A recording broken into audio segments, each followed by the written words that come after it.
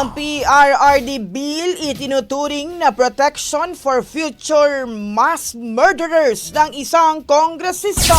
Brigada Haji Caaminio, ibrigada mo! Brigada Live Report.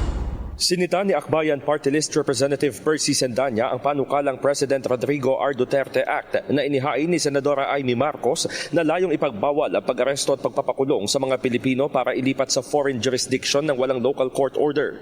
Ayon kay Sendanya, isa itong mapanganib na hakbang na poprotekta sa mga mamamatay tao tulad umano ni dating Pangulong Rodrigo Duterte mula sa international accountability. Malian niya sa prinsipyo at batas si Senadora Marcos at may jurisdiksyon ang ICC kay dating Pangulong Duterte dahil ang mga sinasabing krimen ay nangyari noong miyembro pa ang Pilipinas mula taong 2011 hanggang 2019. Ipinaalala rin ng kongresista kay Marcos na crimes against humanity ang kaso ng dating Pangulo at hindi kailangan maging eksperto sa international law.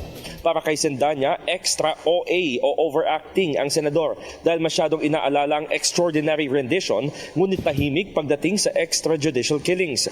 Babala pa nito, ang tunay na intensyon ng panukalang batas ay upang hadlangan ang international effort na panagutin si Duterte sa halip na protektahan ang due process. In the heart of changing lives, ako si Brigada Haji Caaminio ng 105.1 Brigada News FM Manila, The Music and News Authority. Ang bahaging ito ay hatid sa atin ng Power Cell Soya Coffee. Masarap araw-arawin.